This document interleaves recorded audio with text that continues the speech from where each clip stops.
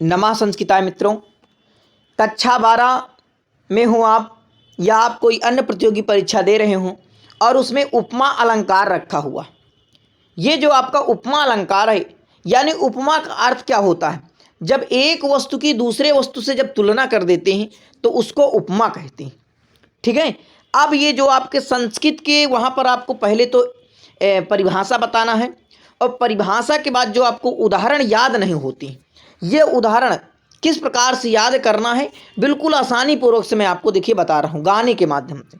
तो पहले आप जान लीजिए परिभाषा में क्या बताएंगे आप कि भाई जहाँ पर उपमान और उपमेय के प्रस्फुट मनोरम साम्य सादृश्य को उपमा कहते हैं।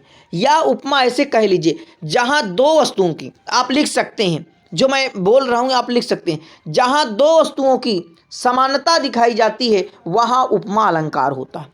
जैसे मान लो कि ये आपका मैं कमल कह दूं, ये कमल क्या है?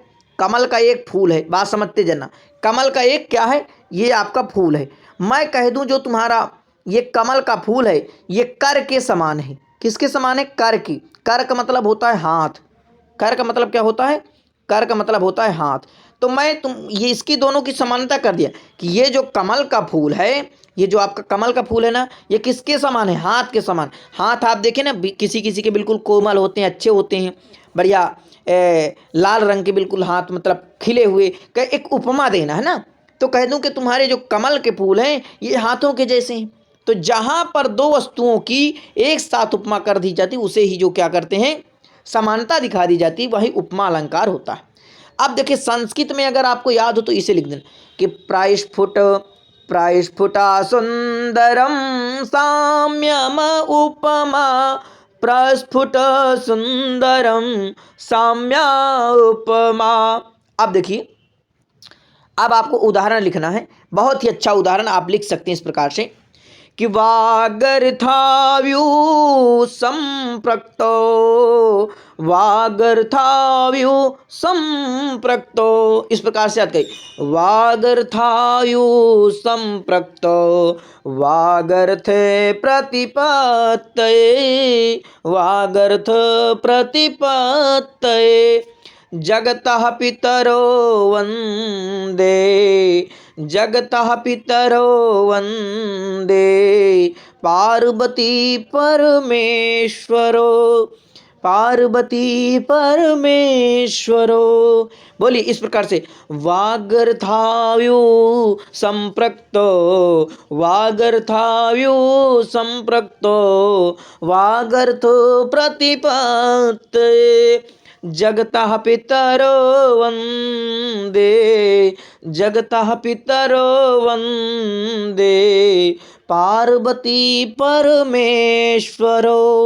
फिर से एक बार, वागर्थाव्यू संप्रक्तो, वागर्थाव्यू संप्रक्तो वागर्थ प्रतिपत्तये, वागर्थ प्रतिपत्तये जगतः पितरो, जगतः पितरो वन्दे, जगतः पितरो वन्दे पार्वती परमेश्वरो, पार्वती परमेश्वरो।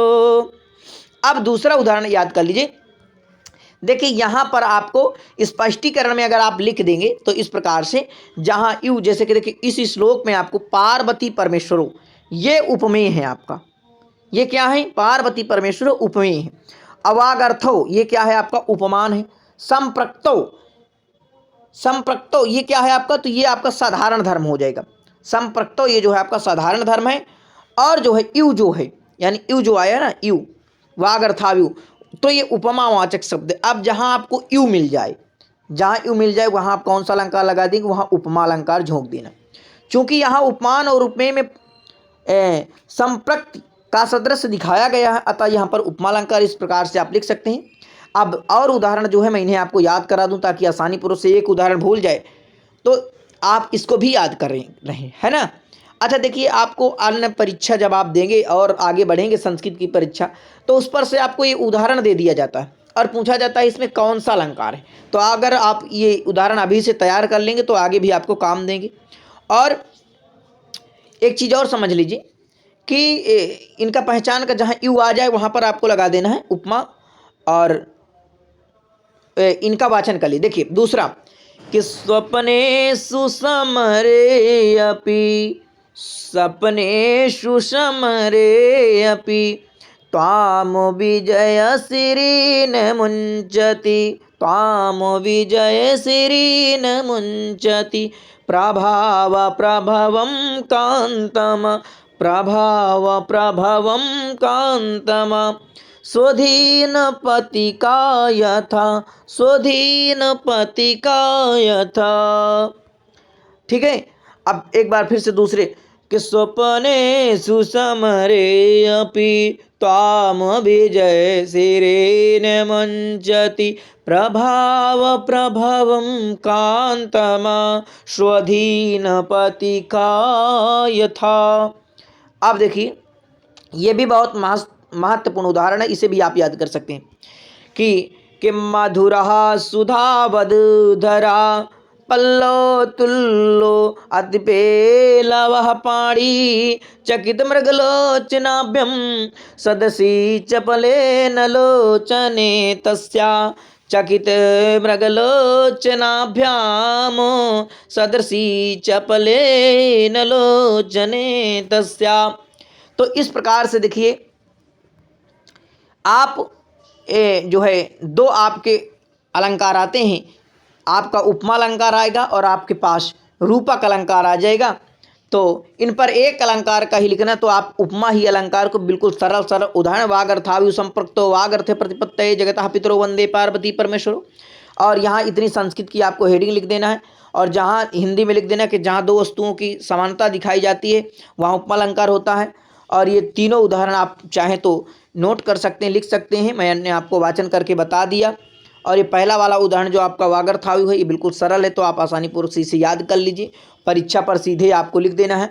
रूपक अलंकार देखिए जहाँ उपमेय और उपमान में अभेद प्रदर्शित किया जाता है वहाँ रूपक, यानी कि जहाँ पर उपमान है और उपमेय जहाँ भेद प्रदर्शित कर दिया जाता है वहाँ आपका रूपक अलंकार होता है। तो इसे हम आपको बाद में भी बता देंगे और इसके उदाहरण भी, लेकिन आप इसे बिल्कुल तैयार कर लीजिए क्योंकि दो आएंगे, दो में से आपको एक का करना है। ठीक है, तो बहुत बहुत धन्यवाद आप सभी का। अपने मित्रों तक जरूर शेयर करा करिए, कंजूसी मत करा करिए, संस्कृत का प्रचार प्रसार करिए। ठीक है, बहुत बहुत धन्यवाद आप।